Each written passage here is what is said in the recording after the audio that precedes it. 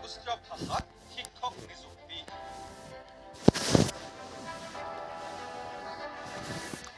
ৰাজ্যৰ বিদ্যালয় শিক্ষাৰ মাধ্যম 15টালৈ বৃদ্ধি।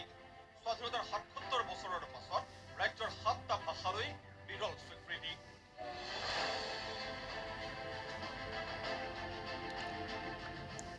ৰাজ্যিক টেট বন্ধ ৰাখি কেন্দ্ৰীয় টেট নিয়মিতভাৱে অনুষ্ঠিত কৰাৰ আৰ্জি।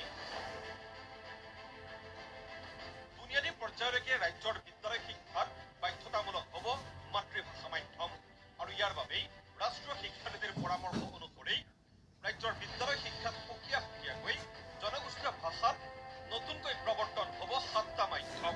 বিদ্যালয় শিক্ষা বিভাগে শেহতীয়াকৈ জাৰি কৰা অধিসূচনা অনুসৰি নতুনকৈ প্ৰৱৰ্তন হ'বলগীয়া নতুন মাধ্যমসমূহ হৈছে ক্ৰমে মিচিং, ৰাভা, কাৰ্বি, তিৱা, ডিমাচা, দেউৰী আৰু চাওতাল।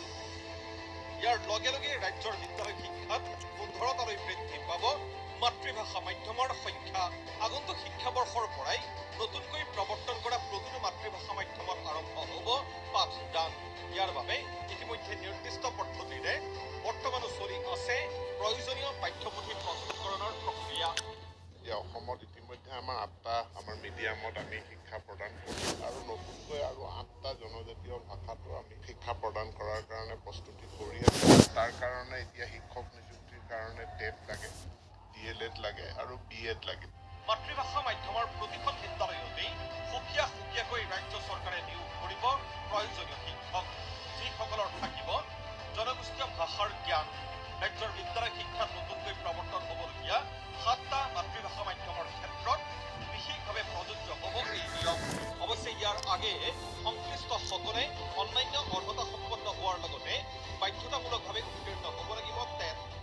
এতিয়া সেইকাৰণে আমি ফাউণ্ডেশ্যনেল ষ্টেজলৈকে ৰাখিছোঁ আৰু ইন দি মিন টাইম মই ভাবোঁ যে এই ভাষাৰ জনাত পাৰ্গত এক্সপাৰ্টাইজ থকা কেণ্ডিডেট ওলাব, যিসকলে টেট পাছ কৰিব, DLED পাছ কৰিব। গতিকে তেওঁলোকক পৰৱৰ্তী পৰ্যায়ত শিক্ষক হিচাপে নিযুক্তি দিব পৰা যাব।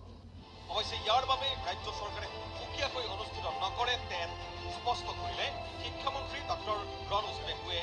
এইটো আমি খোলাৰ কথা ভবা নাই, কাৰণ যদি ৰাজ্য চৰকাৰেও পাতে, কেন্দ্ৰীয় চৰকাৰেও পাতে, কেণ্ডিডেটবিলাকৰ কাৰণে অসুবিধাই হ'ব। গতিকে যিহেতু CTET বছৰত 2বাৰ অনুষ্ঠিত হয়, আমি প্ৰথম চাব বিচাৰিছোঁ যে CTETৰ জৰিয়তে যাতে আমাৰ যিটো তেওঁলোকৰ পৰীক্ষা, এই পৰীক্ষাৰ সুবিধাটো আমাৰ কেণ্ডিডেটসকলে পায়।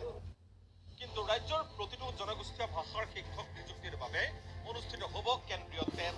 ইয়াৰ বাবে কেন্দ্ৰীয় চৰকাৰৰ ওচৰত আৰ্জি দাখিল কৰাই নহয়, বড়ো, চাওতাল আৰু মণিপুৰী মাধ্যমৰ শিক্ষক নিযুক্তিৰ ক্ষেত্ৰত অধিক প্ৰাধান্য দিছে ৰাজ্য চৰকাৰে।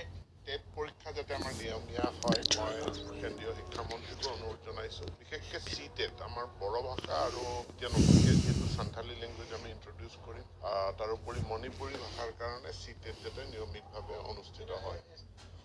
কাজেই অতি কম সময়ৰ ভিতৰতে জনগোষ্ঠীয় ভাষাৰ ওপৰত জ্ঞান থকা টেট উত্তীৰ্ণ যুৱক যুৱতীয়ে যে শিক্ষক পদত নিযুক্তি লাভ কৰিব সেয়া নিশ্চিত। এতিয়া অপেক্ষা কেৱল সময়লৈ। ভিডিঅ' জাৰ্নেলিষ্ট কিশোৰ হালৈৰ সৈতে মুকুট ৰয়ৰ ৰিপৰ্ট।